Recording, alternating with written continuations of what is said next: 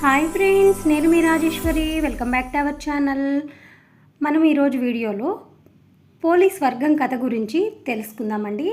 కార్తీక మాసం హిందూ పంచాంగంలో అత్యంత పవిత్రమైన మాసాలలో ఒకటి. ఈ మాసం చివరి రోజు వచ్చే పోలీ పాడ్యమి లేదా పోలీస్ వర్గం తెలుగు సాంప్రదాయాలలో అత్యంత పవిత్రమైన పండుగ అండి. కార్తీక అమావాస్య తర్వాత వచ్చే పాడ్యమి రోజున తెల్లవారుజామున అరటి డొప్పల్లో దీపాలను వెలిగించి నదులు, చెరువుల్లో, పుష్కరంలో వదలటం ఈ పండుగ యొక్క ప్రాధాన్యత. అయితే పోలి యొక్క భక్తితో కూడుకున్నది. మనకి ఈ పూజ చేసిన తర్వాత ఈ కథను ఖచ్చితంగా అందరూ వినాలి ఫ్రెండ్స్.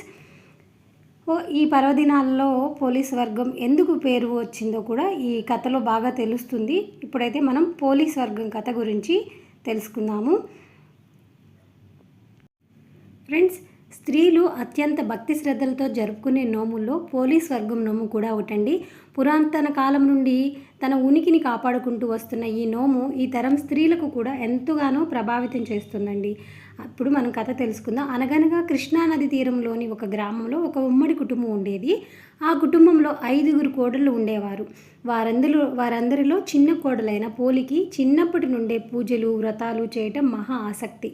కానీ అదే ఆసక్తి ఆమె అత్తగారకు నచ్చలేదండి. తనంతటి భక్తురాలు వేరొకరు లేరని ఆ అత్త నమ్మకం. ఆచారాలు పాటించే హక్కు తనకే ఉందని ఆమె అహంభావం. అందుకే కార్తీక మాసం వచ్చినప్పుడు చిన్న కోడలు పోలిని తప్ప మిగతా 4 కోడళ్లను తీసుకుని నదికి బయలుదేరేది. అక్కడ తన కోడళ్లతో కలిసి చక్కగా నదీ స్నానం చేసి దీపాలను వెలిగించుకొని వచ్చేది. ఈలోగా పోలి ఎక్కడ దీపం పెడుతుందో అన్న అనుమానంతో దీపం పెట్టేందుకు కావలసిన సామాగ్రి ఏది ఇంట్లో లేకుండా జాగ్రత్త పడి మరీ బయలుదేరేది అత్తగారు. కార్తీక మాసంలో పోలీ దీపం పెట్టకుండా ఉండేందుకు అత్త చేసే ప్రయత్నాలు ఏమాత్రం సాగలేదు. పెరట్లో ఉన్న పత్తి చెట్టు నుండి కాసింత పత్తి తీసుకొని దానితో వత్తి చేసేది పోలి. దానికి కవ్వానికి అక్కడక్కడ అంటుకున్న వెన్నను తీసి దీపాన్ని వెలిగించేది. ఆ దీపం కూడా ఎవరికి కనిపించకుండా ఉండేందుకు దాని మీద బుట్టను బోర్లించేది. ఇలా కార్తీక మాసం అంతా నిర్విఘ్నంగా దీపాలను వెలిగించింది పోలి. చివరికి కార్తీక అమావాస్య రానే వచ్చిందండి. కార్తీక మాసం చివరి రోజు కావడంతో ఆ రోజు కూడా నదీ స్నానం చేసి ఘనంగా కార్తీక దీపాలను వదిలేందుకు అత్తగారు బయలుదేరింది. వెళుతూ పోలి ఆ రోజు కూడా దీపాలు పెట్టే తీరిక లేకుండా ఇంటి పనులన్నీ అప్పగించి మరీ వెళ్ళింది. కానీ పోలి ఎప్పటిలాగే ఇంటి పనులను చకచకా ముగించుకుని కార్తీక దీపాన్ని వెలిగించింది. ఎన్ని అవాంతరాలు వచ్చినా, ఎంత కష్టసాధ్యమైనా కూడా ధర్మాచరణ చేసిన పోలిని చూసి దేవదూతలకు ముచ్చట వేసింది. వెంటనే ఆమెను బొందితో స్వర్గానికి తీసుకెళ్లేందుకు పుష్పక విమానం దిగి వచ్చింది. అప్పుడే నదీ స్నానం చేసి ఇంటికి చేరుకుంటున్న అత్త, ఆమె కోడళ్ళు ఆ విమానాన్ని చూసి అది తమ కోసమే వచ్చిందనుకుని మురిసిపోయారు.